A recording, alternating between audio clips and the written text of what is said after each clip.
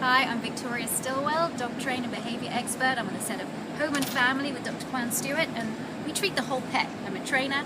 Dr. Kwane is obviously a veterinarian, and today we're talking about spay and neuter. And the health benefits and the behavioral benefits, and there are a number of them. And from a health standpoint, your female in particular will benefit so much if she's spayed. Mammary cancer is a huge problem in female pets. In every successive heat cycle they go through, it increases their chances for cancer. Additionally, you remove the chances obviously for ovarian and uterine cancer, and your dog is just healthier and lives longer, in addition to some of the behavioral benefits, particularly on the male side, that you gain.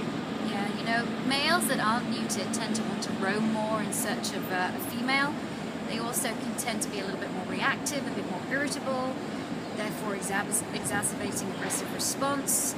They can scent mark more, marking their territory, and when you neuter them, you can reduce that by quite a lot, depending on how much of a habit it's been before the dog's being neutered. So for example, I think actually a myth, what a lot of people think is that if let's say the female dog is being aggressive, if you spay them, then the aggression is going to go away. Well, that's not exactly true.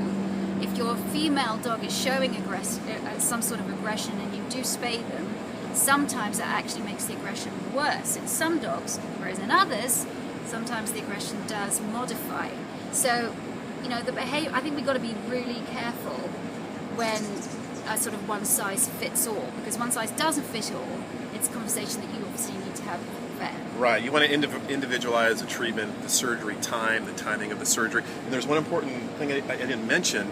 Did you know that, as a veterinarian, we deal with a very unfortunate event. It's something we call HBC. That's how we denote it in our medical chart. HBC stands for hit by car. And we deal with so many hit by cars. And did you know that 85% of hit by cars in our country are intact dogs? They have not been spayed or neutered. 85% of those dogs that are out roaming and get hit by cars have not been spayed or neutered. So there is an important component to keeping them safe, to reducing the pet overpopulation problem, if you follow through with spay and neuter. Yeah, and responsible pet ownership, certainly in this country, is all about keeping your dogs confined in a good fenced-in yard, spaying and neutering your pet. If you decide not to spay and neuter, then making sure that you look after that dog or that cat appropriately so it can't get out and roam. But we always advise you, because of the pet overpopulation problem, because of the health benefits and the behavioural benefits, to go ahead and spay and neuter, because I think the pros definitely outweigh the cons. In every case, the benefits always outweigh the risk. In the case of spay and neuter, there's a lot of debate that will rage on about certain conditions they may acquire later in life. But on average, as I mentioned, dogs will live up to 3 times longer. Cats will live up to 5 times longer if you spay and neuter them. So really, really an important procedure. And for more information on it, you can go to American Humane Association's website to get a little more facts about the procedure. And you can go to positivity.com to find out all the sort of behavioral benefits as well. Thank you.